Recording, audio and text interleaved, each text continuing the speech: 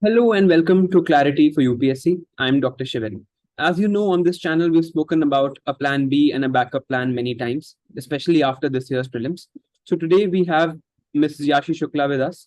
She is a career counselor with 17 years of experience from the University of California, Los Angeles. She has been guiding people with decisions of careers for the last 17 years. And I'll just like to clarify here that she's not tied up or an agent of any university. So she's here to give us very honest and practical advice about what career we can choose after we've spent some years in UPSC. So this session is going to be about the questions that you have sent to me on Telegram, and Mrs. Yashi will be answering them. First of all, Yashi ma'am, thank you for being here, and thank you for Thank you, Shivin. It's pleasure to be here. I'm honored. Thank you, ma'am. Ma'am, I'll just now be sharing my screen, and we'll look at the questions that we have received, and then we'll go from there. So, ma'am, the questions that are here, they're basically segregated on the basis of the parent discipline of the people, their age factor, and what they'd like to pursue, if they want to continue with UPSC or not. So, ma'am, let's start with humanities. People who are in a humanities background, typically, let's say they're coming from a bachelor's in political science or a bachelor's in history, etc. So now let's go to the questions. And if you like to give them some general advice, because let's say they've given 2 or 3 attempts and now they're looking for at least a stable income, do you have some general advice for them? And then we can start with the questions. So general advice I would say is the most important is mind shift. See, when you are preparing for UPSC exam, you have certain aspirations, which is fair. But now you need to do a mind shift in terms of the career opportunities and invest time in exploration of what you want to do, rather being desperate that, we have already invested 3 years and now we don't have much time. We have to pick up something, whatever is available. So I would say, I understand that you have already invested time, but personally, I feel in terms of learning, nothing goes waste. You never know what you have invested in the journey of preparing UPSC. You never know where it takes you. So I would say, give enough time to yourself for this switch. Right. I think it's very practical advice because there is a sunk cost policy, right? We tend to get sunk in the idea that we are preparing for this exam and then we continue doing it. But I think if we have to and then you have certain aspirations, you have a different kind of roadmap in your mind. So I would say it's important that think through it and then decide what you want to do. Right. So, all right, ma'am, let's go to the questions one by one. So the first question is regarding masters from IGNOU. This is basically what happens is that people who are giving this exam, they feel that if they can continue doing their masters, because it's a non-attending university, you just have to give the exams. They can continue preparing and they'll also have a degree addition. So what is your say on this? I would say in real world, after a point, degree can be and definitely an asset to you, but it may not translate into an income. So I would say thinking on skill development rather than just acquiring a degree, which I feel masters from IGNOU won't help you. Right. I would rather say there are various programs to explore. Say, for example, there are fellowships program. When I say a fellowship programs, irrespective of from whatever background you are, whether it's engineering or say humanities, these fellowship programs are for all people who has any kind of academic background, a typical bachelor degree of 3 years. There are 2 kinds of fellowship program. One is co-op internships. So when I say co-op internships are, you work with particular industry. Say, for example, I would say for humanities, consulting could be a great industry. Right. You work for these industries for, say, the fellowship program, generally tenure is 12 to 14 months. And in majority of the cases, these fellowship programs, which is part-time, will translate to a work absorption there. This is what the data shows. So I would say explore these fellowship programs, which is internship co-op And then there is other fellowship programs for, which is again co-op, but this is a co-op with internship and financial aid. So you do internship for say 12 months or 14 months, and there are many organizations who typically funds you for a foreign university admissions. They typically offer 100% scholarships to their candidates. Of course, there are certain clauses to that. Once they complete their education, they have to come back to the same company and work there. So I would say utilize these available resources and opportunities to pursue your career and for a stable income. And ma'am, where can one find these fellowship programs? Let's say if I want to find one today, where do I look for and where do I go? So say, for example, Teach India has a fellowship program. There are various organizations have fellowship program. If they can look at consulting firms, they will find these fellowship programs detailed. So there are multiple fellowship programs, depends on if they have, abroad transfer in mind. Then these fellowship programs are aligned with country-specific sponsorship also. Say, for example, if somebody is looking at European market or say American market, basis which they should look for these fellowship program, let me tell you, these programs are completely complimentary. There is no fees attached to these fellowship programs. Right. Yeah. And during these programs, you develop research skills, analytics. Typically, you do a lot of, you learn a lot and you develop skills required for the job market. And as you were saying, as per the data, they have a high absorption rate with as far as like almost 98%. All right, so that will give an employment opportunity. And I think who've been preparing for UPSC, they do have this idea of researching and studying because they've been doing that. So maybe that will also help. 100%. See, Shivin, if any of us have heard about liberal arts is very popular in today's world. Right. And what I personally feel, when you prepare for UPSC, you are indirectly prepared for these skills, which is definitely a need in today's world. So, a broader learning or a broader curve in your learning will make you stand out in terms of wherever you go further. Right. Yeah. I think the next question is sort of linked to that, where they've asked about a PhD. So what is your opinion on that? And of course, like a fellowship program would be probably the way to go. But does PhD also have a scope in certain disciplines in India or not? See, PhD is definitely a great program. Typically, if you are intending to be in academic territory of your career, the only gap I see is that, again, you will be investing at least 3 to 5 years. So are you in that state where you are ready to invest few more years? Again, say a lot of universities abroad, typically in US, there are 100% scholarship available for PhD programs to the right candidates. So when I say including Ivy Leagues, which is definitely a great opportunity to go and pursue your education, but it's very personal in terms of the context of the tenure. How much more time you can invest to just pursue your education and then waiting for one fine day to start working. And ma'am, how about a PhD in India, let's say through the NET JRF exam? Do you think it can add value to people, or should they rather look at consulting opportunities there? I would strongly say that they should explore private sector. Right.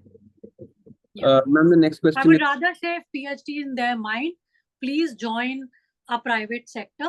Start, keep working for your thesis and acquire a degree in PhD or do a degree or a PhD. But I would not recommend that they just prepare for one more, educational program and waiting for one fine day to start working. I would not recommend that. Right. Ma'am, the next question, I think you've already addressed with regards to placing themselves in the market, because like you said, there are opportunities with regards to fellowships, etc.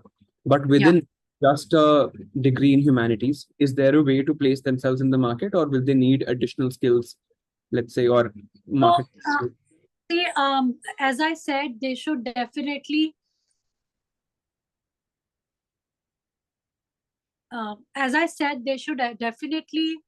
explore what they want to do. With humanities, I would definitely propose they should do some online program. There are various websites to do so. Say, for example, Coursera, and there are various universities offer new age courses absolutely free of cost. They should identify what is their interest areas are. Say, for example, I have observed students are doing business analytic course after doing humanities. So once they identify what is that one domain interests them, they should top up that with some online courses, so that when they enter in job market, they have a basic understanding of the domain they think of working for. Right. So typically, you never know. I personally see humanities background kids, they are great in marketing communication. These are new age choices. So I would propose they should enhance their knowledge in these domains and work towards it. Right. Ma'am, how about the gap years that they have like spent? Like, this is a question that's across disciplines. So everybody had this question, like if they've had like 2 or 3 gap years preparing for UPSC, does that impact their CV now when they'll go out and seek jobs? Not really. So is it justified? They can just tell their employers or prospective employers that they've been preparing, and will that be okay? Yeah, that'll be okay. The only thing I would say is, while preparing, if they can identify what interests them, say, for example, if public policy is their interest area, or I say in today's day, there is something called philosophy, politics, economy. These are called PPE courses. If these are their interest areas, keep doing some short-term courses so that you can justify it that you were preparing for this, but at the same time, you were acquiring knowledge in the domain you intend to pursue. And so otherwise, I don't see a challenge of absorption. And that depends on the industry also. Sorry, where do they find these courses, for example? Like Coursera is, like you said, one option. And other EDX is also one of the options. Right. So just online websites is what you're recommending, that they can do some courses from there. And do these courses have validity with prospective employers? Like people, do they look at them and recognize that, yes, you have gained some skills, etc.? See, it may not be a great spike factor in your CV, but it will definitely give you some edge in terms of basic understanding in the domain. So it will be a value addition in all. Right. Yeah.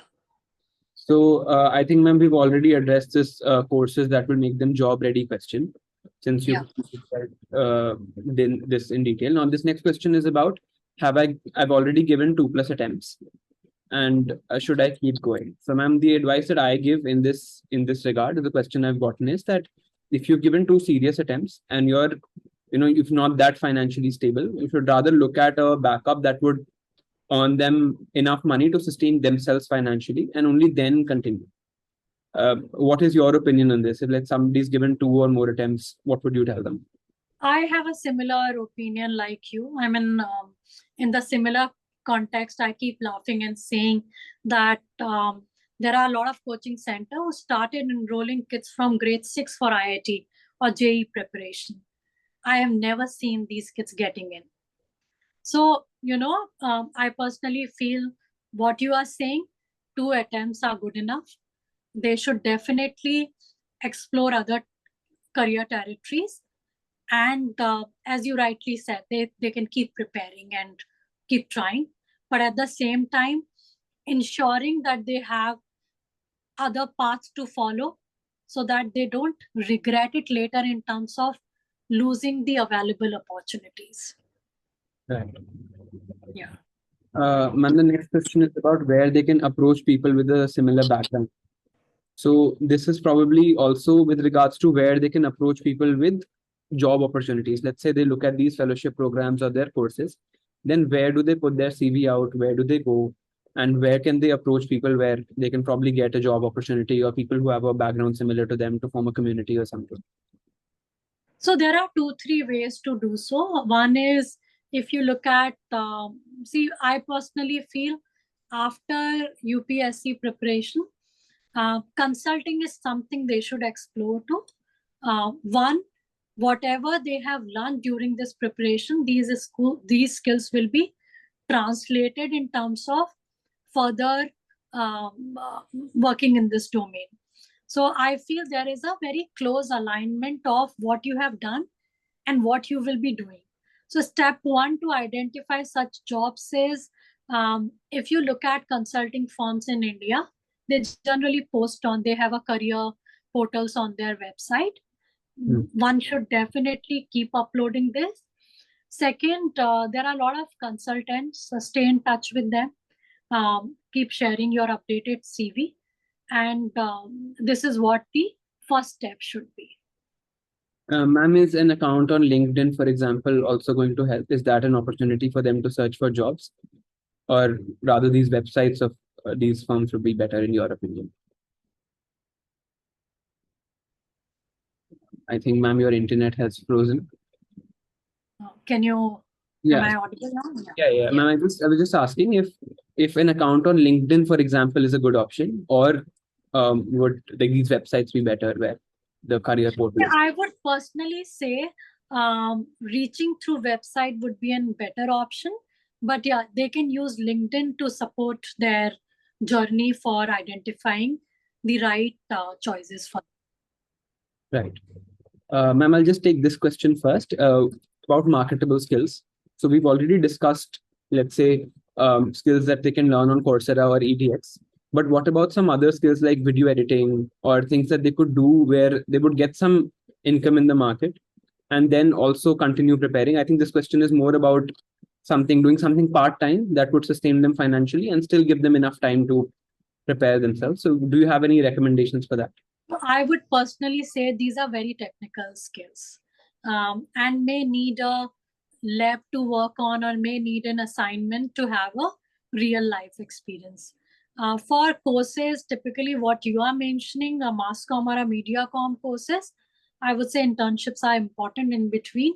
Maybe, devoting, say, 8 hours per week, identifying advertising agencies, that can help them. But I would not propose any online courses for technical learning skills. Okay. I think that was very important for people to differentiate that. It's better to get hands-on experience rather than. These are very creative courses. So typically, if you intend to pursue career in creative domain, then it's very important that you have a hands-on learning experience, which I personally feel, rather going to any college or institution, try doing internships, even with startups in the same domain. That will help.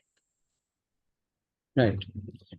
Lastly, ma'am, I think this question is important for you to address. But before we address this, I'd just like to ask you about a degree, let's say in law or MBA, for somebody who has an humanities background.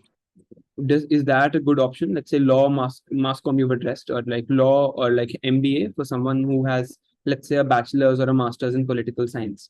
Would that be an equal choice, or would you still recommend them to go for consulting if they have? No, I would say law and MBA could be a fantastic choice. Right. So, although I think the only problem there is that, again, like you were mentioning, some time would be spent.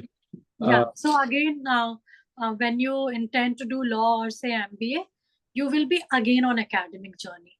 So I think it's very personal or an individual call that how ready you are to invest few more years to acquire skill or a degree and then start working.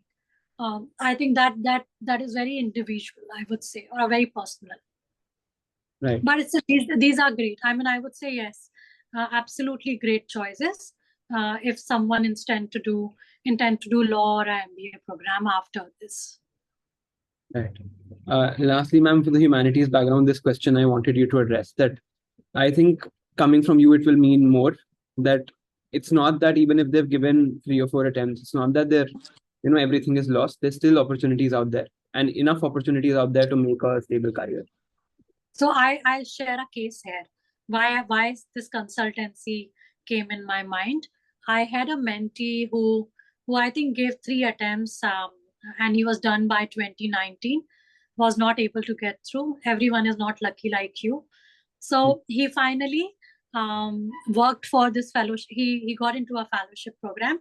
Presently, he's in New York working for a consulting firm, and he's doing very, very well. Right. So I just like to, tell to everybody who's watching that, of course, luck is a great factor in this exam, but the skills that we learn are transferable even to the job market. Absolutely. I think it's very, very relevant in today's market.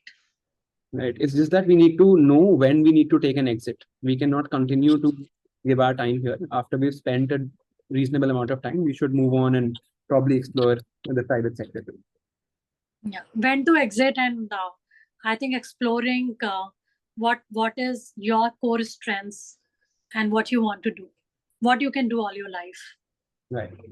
So, ma'am, now let's come to people who are from a science background. Let's say they've done a BSc or they are an MBBS, or let's say they're a BTech.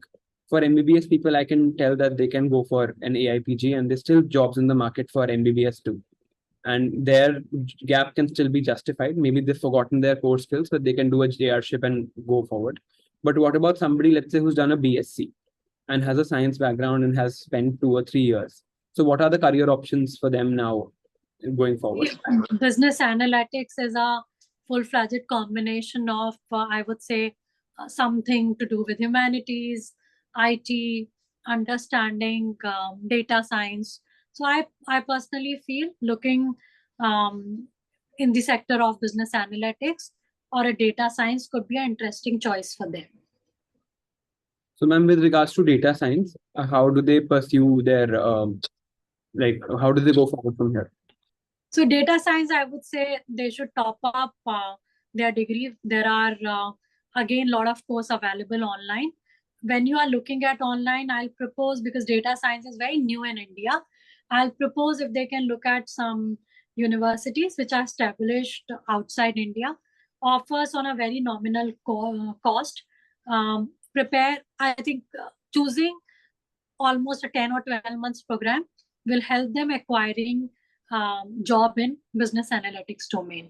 So typical all e-commerce, if you look at e-commerce sector, they have empty numbers of available opportunities in data science or analytics, and this is new age careers aligned with technology or your background. So I'll propose that they should top up their degree with master or a diploma program, and then gain an experience in the same domain. Right. And ma'am, similar question about the gap years. So I think if they go for, let's say, a data science or a business analytics program, I don't think gap years should be a problem, even if they've spent time here. I agree. And as I said, whether you are a humanities student or a engineering, it's very important that you find one thing that you like. Forget irrespective of whether you'll clear UPSC or not, but develop your skills during tenure of your preparation, so that at least you're ready with some options in your mind that this could be another territory I can work for. Right. My first question is about, should I go for corporate sector or keep preparing? So my opinion here is very simple: 2 serious attempts and then join something else, and only then decide. But what would you say to people who are, let's say, from a science or a BTech background? Because let's say if somebody's in BTech and they prepare for 2-3 years, their skills in the IT sector or their core discipline, their BTech discipline, become slightly hazed. Right? They sort of forget what they had learned. Absolutely. So yeah, I mean, if you say having a in-depth knowledge in science and a combination of understanding of humanity we call it a AI. So I personally feel that's absolutely a great combination, and they should explore data science, analytics, AI. These should be their further career choices based on what they have done. And I personally feel this can complement each other. Right. So let's say a course in data science or AI, and then they should look for opportunities for companies with their updated resume. So where do they go with that? And again, like you were saying, consulting firms have a career portal. Where would somebody with, let's say, a data science course for 10 to 12 months go with? So see, generally the typical common portals are Indeed.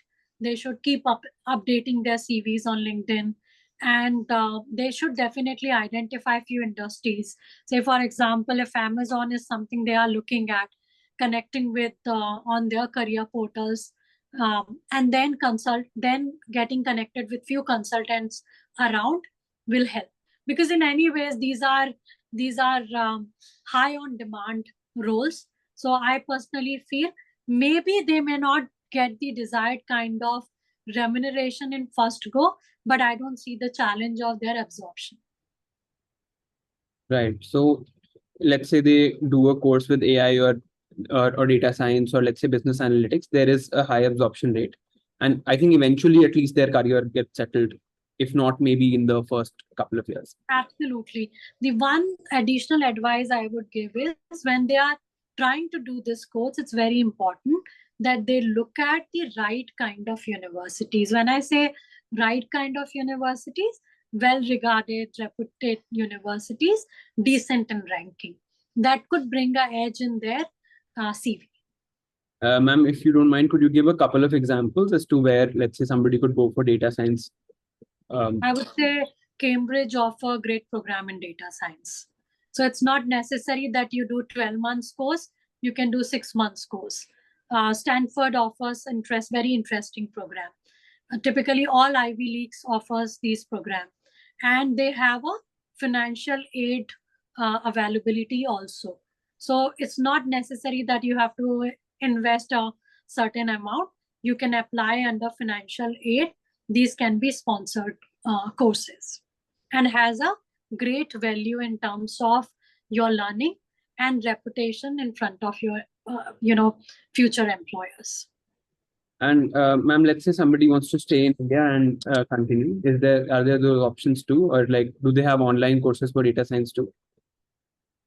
So as I mentioned, I would want them to do these courses from any university based in Europe or say US. Why? Because they have a better content. The content has been updating every year, and these are very new age course. So I think global learning is important in these courses. They can definitely work in India. The whole idea is that they acquire this online learning through these universities and they can work in India. So irrespective of wherever they apply, India or abroad, they'll have an edge in terms of from where they have done it. So ma'am, does Stanford or let's say other Ivy schools also have online data learning courses where they can continue? Yeah. So they don't need to go abroad, they can just continue from here.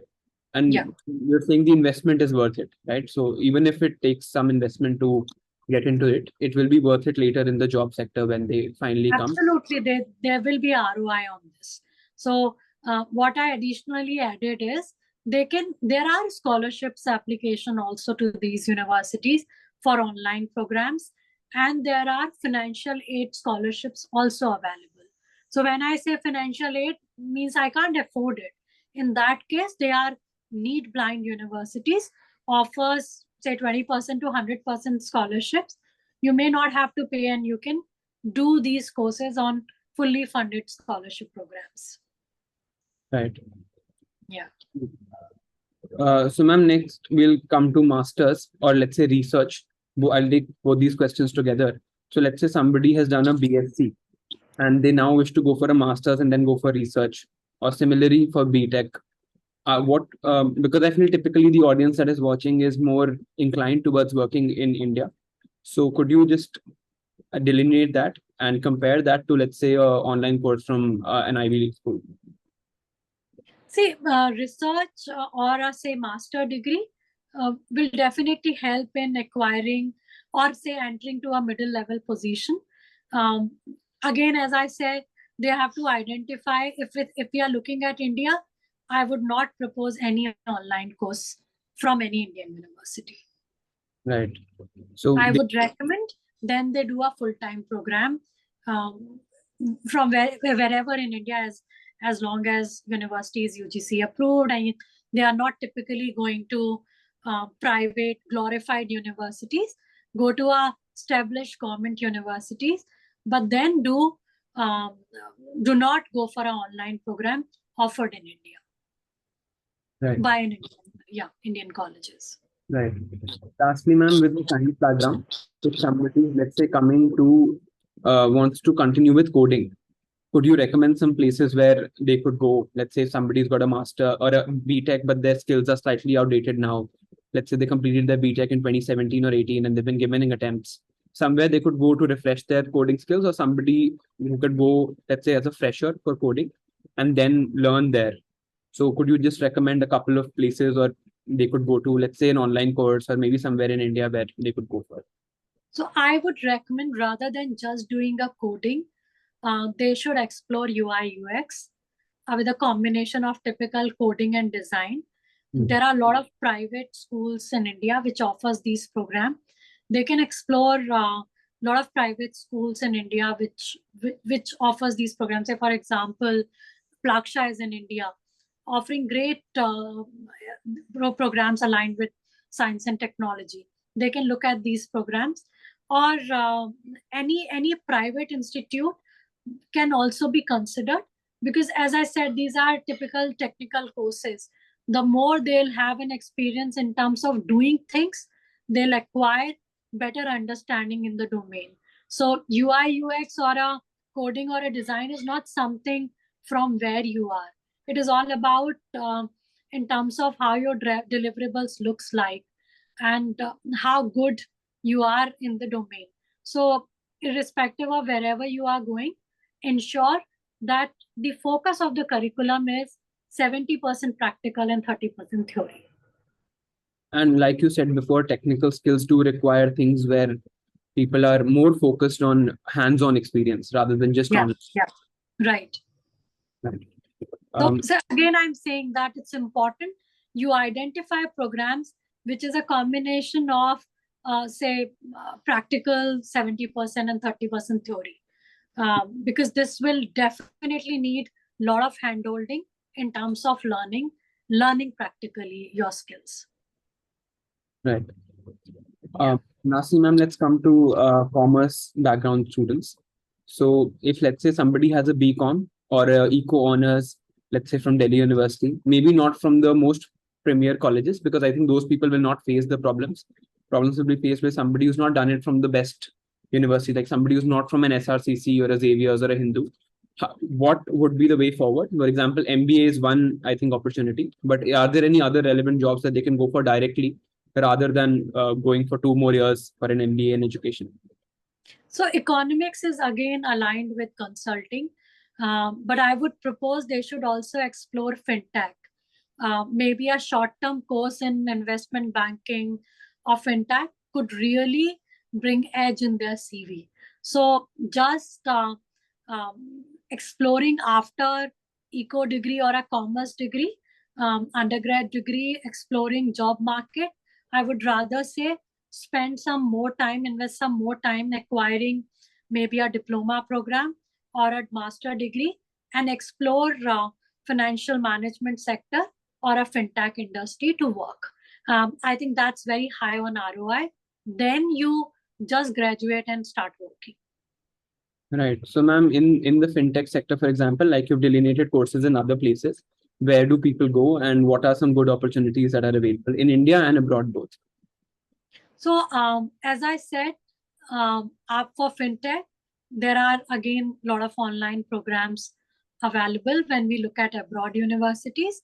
India, DU have also launched few financial management courses. I personally feel aim that, because one, it's not very popular course in India. A lot of people are not even aware about financial management masters or say fintech. I personally feel if they even consider DU, they may have a opportunity to get into a better college than they are looking for typical run-of-the-mill course. So I would say explore government schools in India, and after doing this, then you apply. Rather, you start applying just after undergrad. And ma'am, what is the entry procedure for that? Like, how do you, let's say, go for a DU course in DU? I mean, how do they? It's just there is no common test. It is based on what you have done. You do the application, and then you have been invited. Basis your typical GPA of your 3 years, average GPA of your 3 years. There are few colleges which may have their common test. Otherwise, it is typically an application-based entry. Right. Again, ma'am, I think MBA is the thing that comes to mind for people who are from a commerce background. Like, they do consider it a very viable option. But again, I think in MBA is gap years a problem, because I've heard that in the interviews in IIMs, etc., they need at least 3-year work experience, but they can look at ISB deferred program, ISB deferred MBA program. This is, say for example, you apply for ISB deferred program, you will be, if you qualify, you will be able to secure a place after 3 years. Then you can work for 3 years and then join ISB. That's how a lot of people go for these deferred programs. Right. And I think, like you were mentioning, those opportunities in consulting, somebody could do that, let's say, for 2 to 3 years, and then also think about Absolutely. So they know now for 3 years I'm working for this consulting, and after 3 years I'm joining ISB, and then the whole world is open for me. Right. Next, ma'am, this is a very common question that I think, I mean, I don't know a lot about this, but people have been asking about, let's say, going into the share market, learning about how trading happens, and then using that as a career option. So what is your recommendation? I mean, I have no idea about how any of this works. So what would you say? I would say, again, it's a it's not a very balanced domain, because you have already invested couple of years preparing, and now the time have come where you have to decide what you want to do. So I would say start with a hobby, see how your career moves. After a few years, if you think that's the area you want to work for, go ahead. But presently, I think it's important, if you have already done 2 attempts, as you rightly said, exit, and then start working somewhere and keep exploring whether it's a stock market or a filmmaking interest you. Right. Yeah. I think we've again addressed this question of possible career options already. So is there anything more you'd like to add? Any dimension that we've missed? My biggest pain is that we don't talk about entrepreneurship. So I personally feel that I understand maybe, a lot of people are at stage where they don't want to take chance, but the dedication or the time you have invested, this hard work can pay you in other way. So I would say explore entrepreneurship, think on startup. That's one area we should definitely think on. India is a growing market, and we should not leave an opportunity if we have a skill or a passion to do something. Right. Yeah. Again, ma'am, this last question about higher education or jobs. So my understanding of this is that whatever your financial background allows you to do, let's say if you're in urgent need of a financial stability sort of position, then you should probably go for a job. But a higher education might offer dividends later in the future. Yeah. So what do you think about this? So if you'll ask me, I would rather propose that you work for a couple of years and then go for higher education. I would not recommend you are going straight away for higher education. I think it's time that you explore, work, and then understand yourself better, understand your skills, and then thinking on what next. You never know, while working, you may explore something which you have never thought of. Right. Because I think in UPSC, our field of vision is very limited to just the exam and what it asks of us. Maybe once we start working, we learn a lot of new things which we don't know. Yeah. And then our plans of higher education also will become more diversified or may change. Right? Yeah. And wherever whether it's India or abroad, work experience of 2-3 years will always have an advantage when you apply for master programs. Right. Lastly, ma'am, these questions are about other exams that they can give. I mean, some exams that I know of are, let's say, state PCS exams or SSC, but Or other maybe this RBI, IB exams, the banking sector, or a TPT exams, Right. followed with definitely CAT preparation. These are available exams they can look at. But I would again say, why not look at these fellowship availabilities? I personally feel this could be a great value addition if you are intending to pursue a corporate sector journey ahead. Right. Lastly, ma'am, this question is personally from me. It's somewhere related to age limits, not for the exams, but let's say age limits for UPSC preparation. Let's say I am 25 right now, and let's say I had not made it in this attempt. Then would you give me, and let's forget that I'm a doctor, and would you give me a particular age that, you know, at this age you should stop and then, you know, take an exit and then look at some other opportunities and then come back? Because the age limit in UPSC for the general category is 32 years. And it's more for like 35 years for the OBC, and as far as like it's different for different categories. So do you have an age limit in mind for students who are preparing? Like at this age, you should stop and move. See, again, Shivin, it's relevant in terms of who you are and what is your financial circumstances. If you can afford it, keep doing it for 2 more years. But I think after a point, you will have to decide, you will have to think on an exit and a new entry plan. So if you'll ask me a typical age, I would say 2 more years. So 27 is something that you can look at to exit, irrespective of whatever is your financial circumstances. So at 27, there's still enough opportunities maybe in the market for. Yeah, absolutely. Yeah. But don't leave. See, during your preparation for UPSC, it's important that you identify what you would do if you have, say, even if you become, say, IAS or whatsoever, if you have 2 hours in a week, what you will do. So is it a photography or a stock market, what you will do? And ensure that you are acquiring these skills while preparing it. So even if you are 27, 28, you have some additional skills to show in your CV. Right. The next question is regarding these skills, ma'am. So let's say if somebody is good at a particular skill, let's say music or photography, are there opportunities now to monetize that? Or it's not a very good. It is, but in India we have a very limited resources available. So I would very practically propose to follow this as a passion, right, not as a profession. Yes, please. And ma'am, how about like if they're doing something part-time with it? Would that be something that you'd recommend, or you'd also say no to that? Of course, I would definitely recommend that. Yeah. You never know, your startup idea comes from there. Yeah. Yes. Lastly, ma'am, I think this courses and certificates question you've handled. The emerging job roles is the last question we have about, like, let's say social media handling, video editing, things that are coming up, and you know, things like, for example, when I was in school or college, I had no idea about how these things work. So what is the way to go forward, let's say, for these emerging job roles?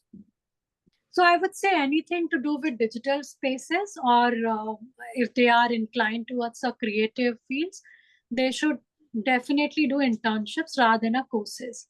So identifying advertising agencies, working there, exploring, getting hands-on experience, that will be an addition. And once they decide this is what they want to do, then maybe topping up with a professional qualification in the same domain. But I would still insist that they should have experience or internship in these domain, rather straight away going for a traditional education system. Right. Lastly, ma'am, the question is about those who want to continue UPSC and they want to manage with job or masters or freelancing. So my opinion with regards to this is that if you spend 2 years seriously in this prep, you do not need more than 2 to 3 hours after that. So if UPSC is just taking 2 to 3 hours of your day, the rest of the time can be spent searching for a new job, or like you were saying, going for these fellowships, or maybe doing a new course or something. Maybe that would help them strike the right balance. So what would you say with regards to that? That somebody who wants to continue, but also does not want to like just prepare now. I would say research is something which is very upcoming in India now, and is a very, very powerful tool for you as an additional skill. So working with any research consulting and maybe, part-time devoting, because when you are preparing for this, you're anyway doing a lot of research and understanding in different domains. So I personally feel research is something that they should explore while preparing for this, and it has a decent remuneration if you are associated with any private research organization. Right. All right, ma'am. I think that brings us to the end of our question. Firstly, thank you so much for your time. I'm very happy to be here. Hope it helped. Yes, ma'am. And thank you also for being so honest. I think it's. I hope I'm not disappointed your viewers. No, ma'am. I think they'll all be very happy with your expertise. I'd just like to mention your email ID here for anybody who wants to contact ma'am. This is right, ma'am. I hope this is the. Yeah, yashi@yashishukla.com. So if anybody wants to contact ma'am, this is the email ID, and feel free to reach out to her. Thank you, ma'am, for your time, and I hope this. Thank you. All the very best, Shivin. Yeah, very, very nice to be here. Yeah, thank you.